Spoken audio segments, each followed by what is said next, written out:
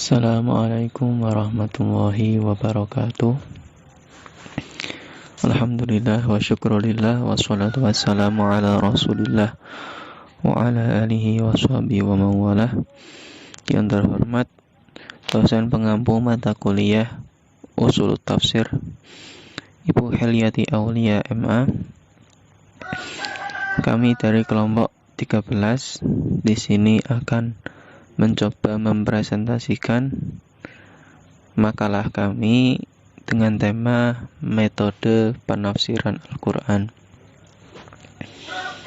Poin yang pertama adalah definisi atau pengertian daripada metode itu sendiri. Metode itu berasal dari bahasa Yunani, yaitu metodos, yang berarti cara atau jalan. Dalam bahasa Inggris sering disebut dengan method, yang dalam bahasa Arab biasa diterjemahkan menjadi manhaj atau thariqah.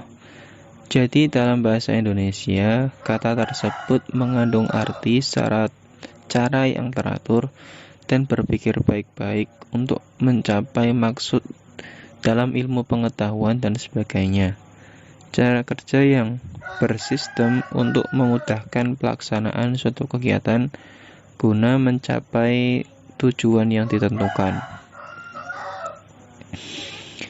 Sedangkan makna dari kata tafsir itu sebagaimana yang telah kita pelajari di pembahasan sebelumnya, yakni ilmu untuk mempelajari, untuk mengungkap makna-makna yang dikandung di dalam Al-Quran.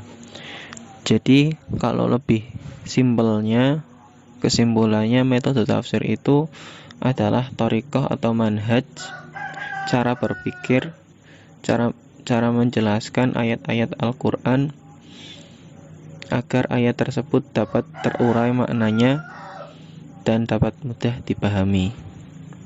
Untuk selanjutnya akan dijelaskan oleh Mbak Fatimah. Selanjutnya yaitu macam-macam metode dalam tafsir. Yang pertama, metode tahlili. Kata tahlili memiliki makna menguraikan, berasal dari kata halla yang artinya mengurai. Secara umum, tahlili bermaksud menjelaskan sesuatu pada unsur-unsurnya secara terperinci.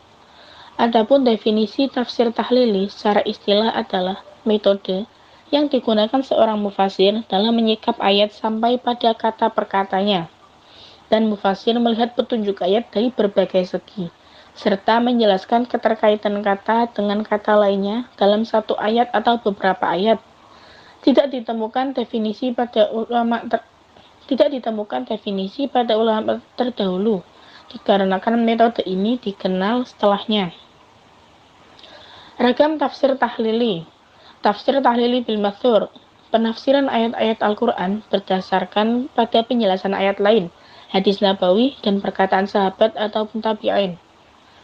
Lalu tafsir tahlili bil ra'yi. Mufasir menggunakan sumber ra'yi pada yang didukung dengan kaidah-kaidah tafsir dan cabang-cabang ilmu tafsir. Lalu yang kedua, metode ijmali. Secara harfiah, kata ijmali berasal dari ajmala yang berarti menyebutkan sesuatu secara tidak terperinci. Maka tafsir ijmali dapat diartikan kepada penjelasan maksud ayat Al-Quran secara umum dengan tidak terperincinya atau penjelasan singkat tentang pesan-pesan ilahi yang terkandung dalam suatu ayat. Lalu ragam kitab-kitab tafsir dalam metode ijmali. Tafsir Jalalain karya Jalaluddin As-Sayyuti dan Jalaluddin Al-Mahali. Lalu Sofa Al-Bayan lil Ma'ani Al-Quran karya Syekh Husain Muhammad Mukhlud. Tafsir Al-Quran Al-Azim karya Ustadz Muhammad Farid Majdi. Kelebihan dan kekurangan metode penafsiran ijmali. Kelebihan pada metode ijmali terletak pada proses dan bentuknya yang mudah dibaca dan sangat ringkas serta bersifat umum. Yang kedua, terhindar dari upaya-upaya penafsiran yang bersifat Israiliyat karena pembahasan tafsir yang diringkas dan padat sehingga sangat tidak memungkinkan seorang mufasir memasukkan unsur-unsur. Yang ketiga, bahasanya yang akrab dengan bahasa Al-Quran. Lalu kekurangan metode ijmali adalah yang pertama, menjadikan Al-Quran bersifat parsial, Yang kedua, tidak ada ruang untuk analisis yang memadai. Meskipun demikian, model penafsirannya yang sangat ringkas, maka metode ijmali sangat cocok bagi mereka yang berada pada tahap permulaan mempelajari tafsir, dan mereka yang disibukkan oleh pekerjaannya sehari-hari, atau mereka yang tidak membutuhkan uraian yang detail tentang pemahaman suatu ayat.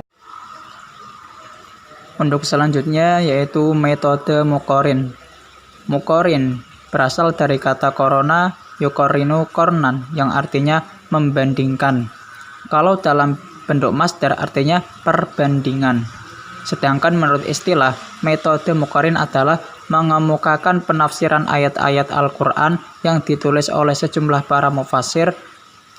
Metode ini mencoba untuk membandingkan ayat-ayat Al-Quran antara yang satu dengan yang lain, atau membandingkan ayat Al-Quran dengan hadis Nabi, serta membandingkan pendapat ulama menyangkut penafsiran ayat-ayat Al-Quran.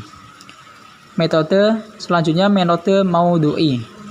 Tafsir maudhu'i merupakan salah satu metode tafsir dengan menghimpun ayat-ayat Al-Quran yang mempunyai maksud yang sama, dalam arti sama-sama membicarakan satu topik, masalah, dan menyusunnya berdasarkan kronologi serta sebab turunnya ayat-ayat tersebut.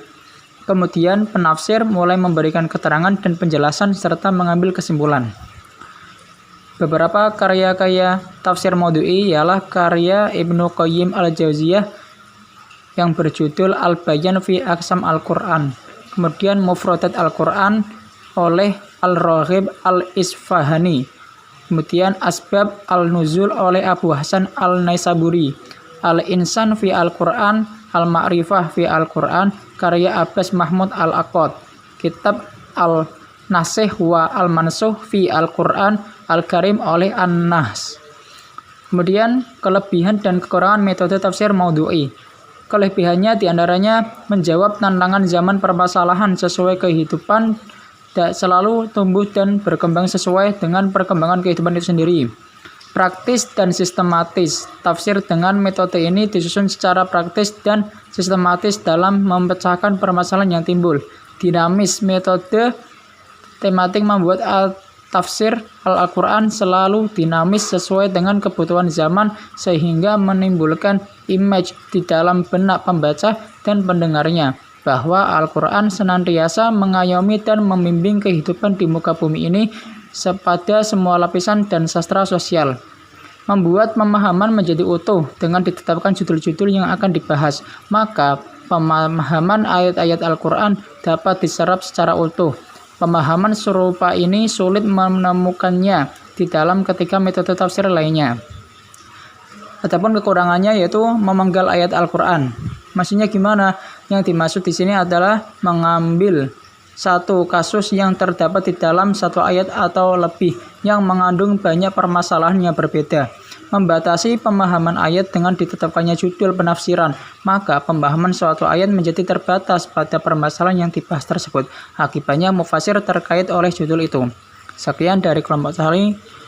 Wassalamualaikum warahmatullahi wabarakatuh.